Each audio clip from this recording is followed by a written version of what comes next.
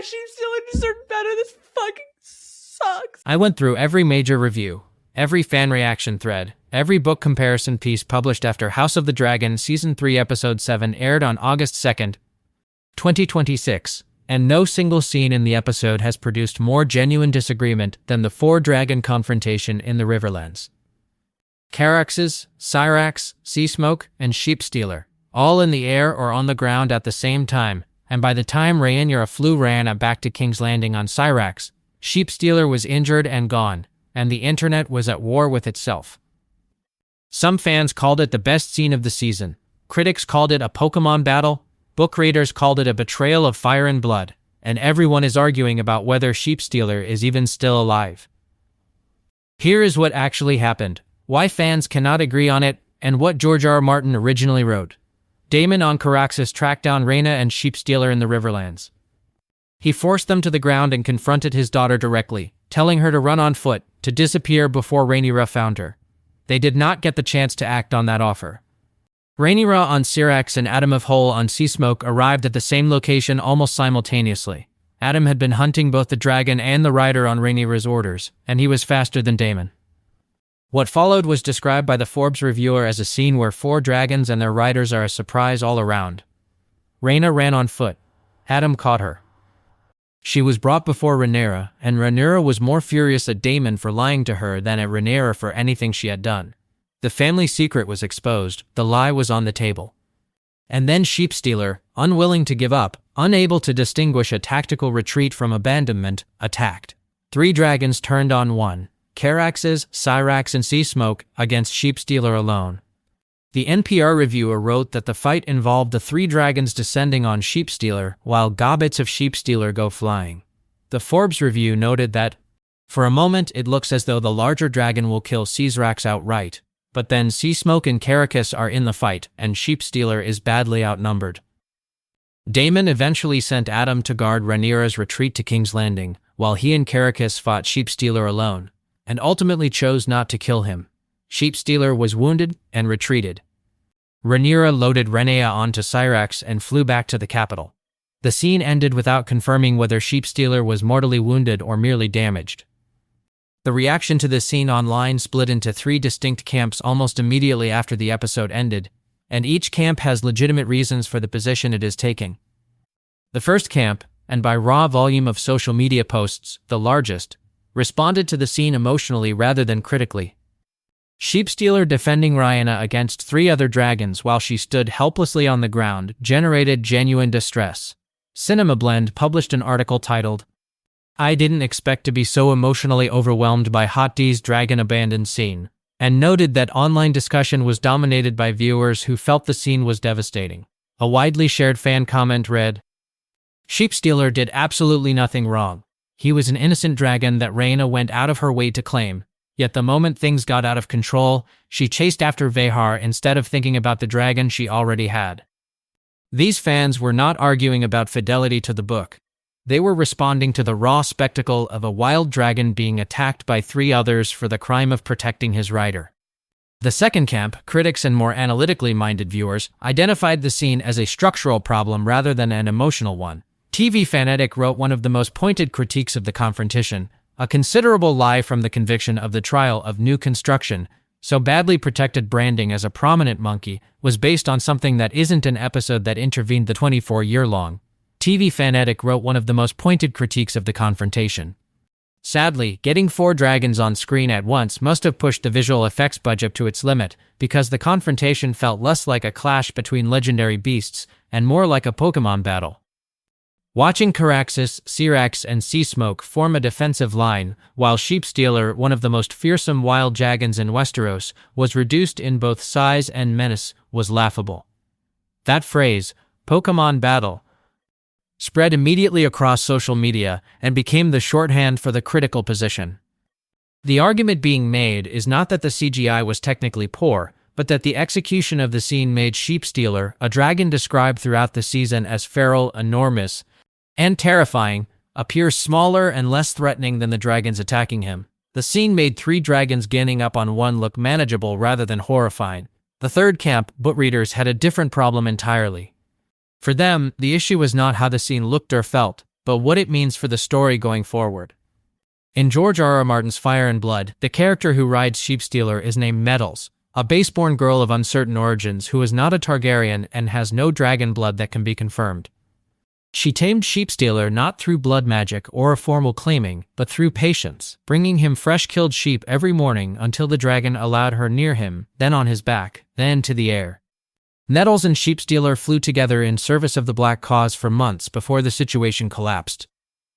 The collapse came when Rhaenyra, having been fed information by enemies within her own court, became convinced that Daemon and Metals were lovers and that Metals was a spy for the Greens. She issued a letter ordering Metals killed. Daemon, warned of the order, woke Metals at Maidenpool in the night and told her to flee and not return. Metals escaped on Sheepstealer. In Martin's text, their fate after that is genuinely unknown. Fire and Blood notes that the wildlings of the mountains still tell tales of a fire witch who once dwelled in a hidden vale far from any road or village. Whether this woman is Metals, the book cannot confirm. She simply disappears from the historical record. Sheepstealer disappears with her. Their survival is neither confirmed nor denied. The show merged Metals into Rhaena Targaryen, a significant structural decision that Winter is Coming noted directly. Janine tells Daemon there is talk of a wild girl living amongst nettles and sheep, which is a clear nod to the discarded plotline that was changed in favor of making Rhaena Sheepstealer's rider. In the book, Nettles is the nickname of the baseborn girl who tames Sheepstealer. The show even included the reference as an Easter egg. Jane Eyre describing reports of a girl living amongst nettles and sheep, the exact description that gives Nettles her name in Fire and Blood. It is the show acknowledging what it chose not to do. The critical difference between the book and the show's version of the story is not who rides Sheepstealer, it is what happens between Daemon and that rider. In Fire and Blood, Daemon's warning to Metals to flee, choosing to save her over obeying Rhaenyra's order, is a devastating act of loyalty to a girl he may or may not have loved, and a devastating act of betrayal toward his wife. The show relocated that emotional core into a father-daughter dynamic. Daemon concealing Rhaenyra's identity from Rhaenyra becomes the equivalent of him protecting Metals. Both versions involve Daemon lying to Rhaenyra to protect someone he cares about. But the nature of that protection, and what it costs both characters, reads differently depending on whether the protected person is a young baseborn girl or his own blood daughter. The real argument, is Rhaenyra's arc better or worse for the change? The deepest divide in fan reaction to the Episode 7 scene is not about the CGI or the VFX budget. It is about whether the decision to replace Nettles with Rhaena improved or damaged the emotional and narrative logic of this storyline. The case for the show's version is that Rhaena is a character the audience has been following since Season 1. Her relationship with Daemon, a father who has been largely absent, self-interested, and emotionally unavailable, has been developed over 3 seasons. When Daemon finally acts like a father in Episode 7, expressing regret for neglecting his children and offering to help Rhaena hunt Fygarr, that moment carries the weight of 3 seasons of built relationship. Matt Smith playing Daemon as a father finding his humanity is a different and more accessible dramatic register than Daemon protecting a girl he barely knows on the basis of a connection that the book deliberately left ambiguous. The Forbes review called the father-daughter confrontation scene a corker of a chaotic scene, and specifically cited Matt Smith finally getting to play Daemon as a father expressing genuine regret. Metals and Fire and Blood represent something the show has no equivalent for, a character from outside the existing power structures who earns her place through individual will and patience rather than blood. She is not a Targaryen. She has no inherited claim to anything. She tamed Sheepstealer through persistence, not birthright. In a story that is fundamentally about inherited power and the violence it produces, Nettles and Sheepstealer are the single most important counterargument within the narrative. Proof that the logic of blood and lineage that is killing everyone is not the only logic available. Replacing her with a Targaryen princess removes that counterargument from the story entirely.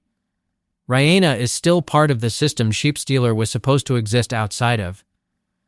ID Times UK captured the unresolved nature of the adaptation choice in their analysis.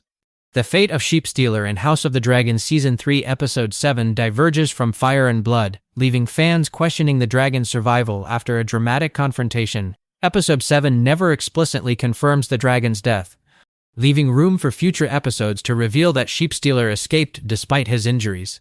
That ambiguity, whether the show is ending Sheepstealer's story here or simply injuring him for a later return, is the specific question that the Season 3 finale and Season 4 will have to answer. Damon's decision not to kill Sheepstealer and why it matters. The detail that has received the least attention in the fan debate but arguably carries the most weight for what comes next is this: Damon chose not to kill Sheepstealer. He had the opportunity. He and Caracas fought the wounded wild dragon alone, after Adam had already escorted Rhaenyra and Rhaena back toward King's Landing. He could have finished it. He did not. Winter is Coming noted this choice explicitly. Daemon nearly kills the wild dragon but ultimately lets him go, wounded but alive. I wonder what the point of this was, beyond a cool scene of dragons dancing, if Sheepstealer is still in the picture. The question raised by that observation is the right one. Daemon letting Sheepstealer live means a grievously wounded, riderless wild dragon is now somewhere in the Riverlands, and if he recovers, he will look for his rider. Rhaena is now at King's Landing, under Rhaenyra's authority, separated from her dragon. What happens when Sheepstealer, if he survives, eventually tracks her back to the Red Keep? Comic Book Club identified exactly this implication. It seems more likely the wild dragon will live to fight another day, which is very bad news for anyone in the Red Keep if the dragon comes back for its rider. A wild dragon, already identified as the most uncontrollable dragon currently alive, potentially appearing over King's Landing in search of a rider, who is now a prisoner of its own queen, is not a narrative thread that the show introduced and then abandoned. It is a setup. What it is a setup for is the question. The bigger consequence, what the scene did to Rhaenyra and Daemon. Beyond the dragon fight itself, the Episode 7 scene accomplished something that may matter more for the finale than anything that happened in the air. It exposed Daemon's lie to Rhaenyra in the most direct possible way, in front of witnesses, with no room for further deflection. Rhaenyra now knows that Daemon has been concealing Rhaenyra's identity as Sheepstealer's rider for an unknown amount of time.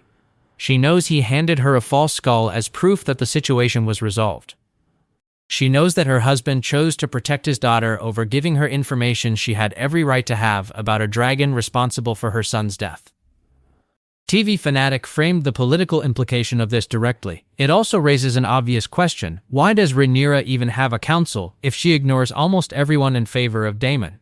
The reviewer's point is that Rhaenyra's dependence on Daemon has already been her most consistent vulnerability as a ruler, and now the man she has consistently trusted over her own advisors has been revealed as someone who actively deceived her on a matter directly connected to her dead son. The revelation of his lie does not just damage their relationship, it damages Rhaenyra's authority at the exact moment she needs it most. One episode before the Season 3 finale, her husband has been exposed as a liar, Tumbleton is under threat from 20,000 soldiers, Helena is deteriorating under her roof, and Ulf the White is being offered Driftmark by her enemies. The Sheepstealer scene was not just a dragon fight, it was the moment Rhaenyra's most trusted ally was revealed as someone she cannot fully trust. The VFX debate: did the scene look right? Separate from the narrative questions, the Episode 7 dragon confrontation generated a specific technical criticism that spread widely. The claim that 4 dragons on screen simultaneously pushed the visual effects budget to a point where the execution suffered. This is not a casual observation. Sheepstealer has been characterized throughout Season 3 as one of the most physically formidable dragons alive. Wild, enormous, capable of burning Daemon before anyone could intervene. The complaint from TV Fanatic and others is that the scene made him look smaller and less threatening than the dragons attacking him, which undercut the dramatic logic of a 3-on-1 confrontation. If Sheepstealer is supposed to be genuinely terrifying, and 3 dragons ganging up on him should look desperate and dangerous rather than decisive. Multiple reviewers felt the scene did not communicate that. MovieWeb took a different position, arguing that the scene's discomfort was intentional and effective. The fight between Caraxes, Syrax, Seasmoke, and Seasmoke is uncomfortable, to say the least. It keeps you perched on the edge of your seat. In fact, it's far more painful watching the dragons die and/or experience pain than the human characters. This is the other side of the critical divide. The same scene that TV Fanatic called a Pokemon battle, MovieWeb called the episode's most emotionally effective sequence. Both critics watched the same cut. What they disagreed about was whether the scale and execution matched the dramatic stakes. The question nobody can answer: is Sheepstealer actually dead? The single most searched question after episode 7 aired was whether Sheepstealer is dead. The show did not answer it. Demon chose, but they said the way that Sheepstealer conducted this movie. The question was not right from the game. Where is the final day of coming from a falling war with the power of this country, says Sheepstealer. No body was shown. No death was confirmed. IB Times UK noted, some fans interpreted the dragon's final moments as fatal, while others believe HBO intentionally avoided showing a body so the character can return later. Online discussion has largely centered on whether the dragon merely escaped wounded rather than dying outright. In Fire and Blood, Sheepstealer is never confirmed dead. He escapes with medals and disappears. The historical record contains only rumors about where they went. The show's version of Sheepstealer, wounded, riderless, somewhere in the Riverlands, is close to that ambiguity, at least in terms of the lack of a confirmed death. The critical difference is that in the book, Sheepstealer escaped with his rider intact. In the show, his rider is in King's Landing, and he is alone. CinemaBlend pointed to Sunfire's survival as a direct precedent. We'll just have to wait and see if Caracas actually killed Sheepstealer off-screen, or if the wild dragon survived that fight. Dragons are clearly very durable. Just look at how Sunfire miraculously recovered in Episode 7's final moments. This is the most important contextual detail for evaluating Sheepstealer's fate. Sunfire was shown as a rotting corpse at different points in the season. He returned as a living dragon in the same episode. If Sunfire can survive what the show presented as his death, then a Sheepstealer who retreated wounded, without a confirmed death scene, has every narrative reason to survive. What the Sheepstealer scene sets up for the finale and Season 4. The Season 3 finale airs on August 9, 2026. Sheepstealer is not confirmed dead. Rhaenyra is at King's Landing. Gaiman knows both of these things. The Season 3 finale is already set up to deliver the first battle of Tumbleton, the betrayal of Ulf and Hugh, the death of Lord Ormond Hightower, and potentially Helena's death. There is not obvious space within a single finale episode for a Sheepstealer return. The more likely scenario is that his survival or death is held as an unresolved thread for Season 4, where, if he returns, his arrival above King's Landing while Rhaenyra is still inside would be one of the most chaotic possible developments for a show already running out of order. In Fire and Blood, Sheepstealer and medals represent the one element of the Dance of the Dragons that escaped the destruction the war brought to every other dragon and dragon rider. Every other major dragon either dies in battle or disappears with a confirmed rider's death. Sheepstealer walks out of history alive. If the show honors that, even with Rhaenyra replacing medals, then the Episode 7 confrontation was not the end of Sheepstealer's story.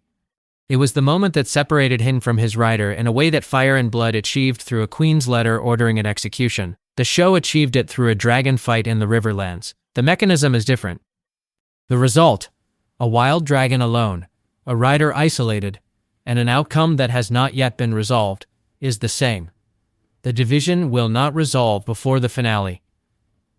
The Sheepstealer battle in House of the Dragon Season 3 Episode 7 is dividing fans because it is doing three different things simultaneously, and different viewers are prioritizing different ones.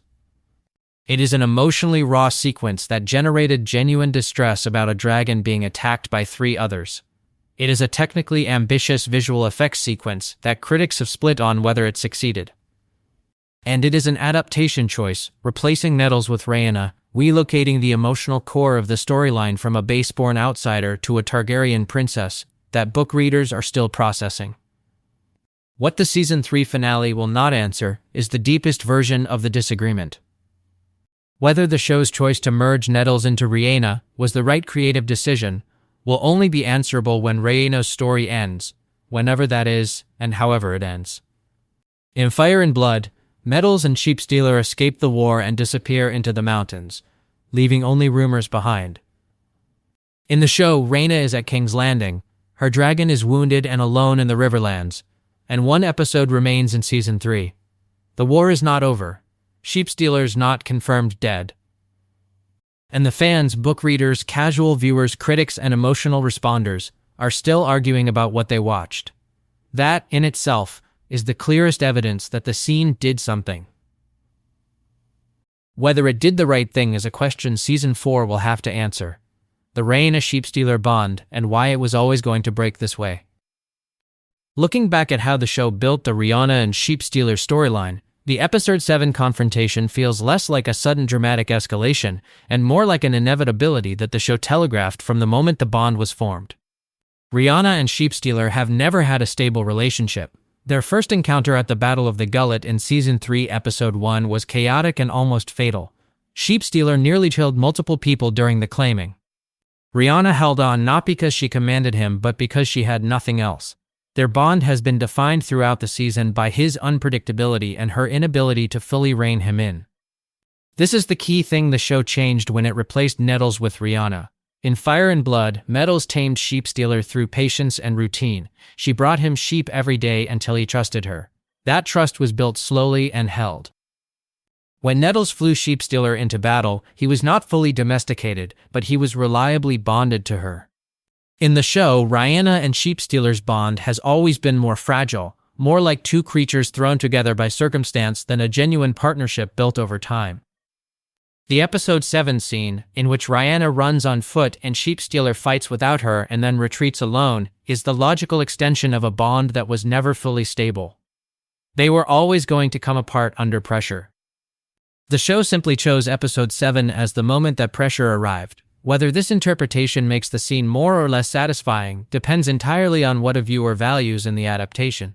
If the point of the Nettles storyline in Fire and Blood was the stability of a bond formed outside of royal blood and political obligation, a wild dragon and a wild girl who found each other and held together while everything else collapsed, then the show's version, which gives that bond to a Targaryen princess and then shows it fracturing under exactly the kind of royal political pressure the original was supposed to be free from, loses something essential.